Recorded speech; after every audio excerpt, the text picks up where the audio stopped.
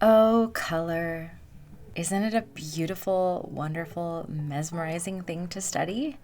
And there's all these different ways. But today we're going to do something really simple. We are going to just wash some watercolor inside these wonderful little circles. And when they intersect, we will see what they do when they mix. You'll need your palette and all the rest of these supplies.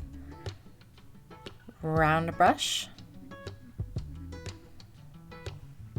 a clean paper towel. We will be doing a lot of washing in between pigments today, so this one's really important. You'll need a quarter or something that size to trace, a pencil, and a fine pigment liner if you have one is really nice. All right, you're going to take that quarter and you will get to arrange your own nice composition of these circles. You will just be pressing down in the middle of your quarter and tracing around the edges with your pencil. And if a pencil is all you have, that's okay. I do like to go over it with a pigment liner. The neat thing about these is that they don't bleed if watercolor goes over them. I'll link to my favorite one below in the description box. There we have it. Now, don't copy my design, do your own, but I want you to think about variety in this composition. It's really pleasing to your eye when you have some things that are close together and some things that are far apart. You can even intersect them in different sizes of intersection. All right, we're ready to put the color on.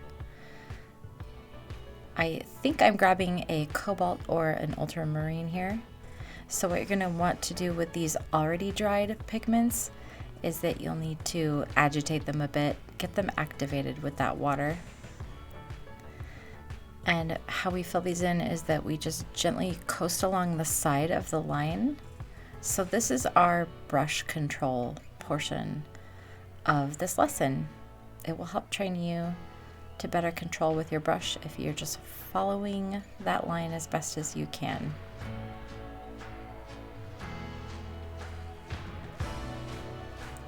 A lot of palettes don't really come with a purple, so I was curious about this purple. And again, if you have a dried palette, you're going to just need to agitate it and let the water kind of sit in there for a bit. So this purple I decided to punch up with a nice magenta added to it, and I really liked how that came out. This is the freedom that you have in this exercise. I want you to come up with as many unique color combinations as you can. And remember that you can mix each individual little circle, but they also will, if you let them dry in between, the colors will kind of intersect where the two circles are laid on top of each other. And that'll give you an idea of how those colors might mix later. Be sure to fully wash your brush out between each new color. So here I've made a nice bright orange, and I'm making some decisions as I do this. I have seen that I have a lot of warm and bright colors on the top of my composition, so I wanted to balance it out a little bit and put one on the bottom.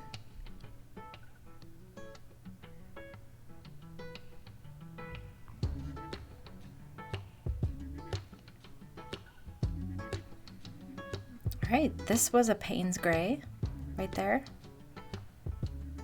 And if you use a cold press paper, which I do recommend for this exercise, it'll be the best. The paper actually is what gives you a nice wash of color. That's what I'm going to show you right now. Cold press paper, any watercolor paper, has sizing in it, and that is something that helps the pigment hold on to the paper, not just sit on top of it. and it allows the pigment to spread out over time and fill the area really nicely. So really, this piece of paper was a pretty cheap option at my local craft store, so you don't have to buy the most expensive, but I think you'll like the results with a watercolor paper. And always when you're done, you're going to want to clean out your palette. You'll thank yourself next time you pull it out. It'll be ready for you to go, and you won't have any muddying of colors.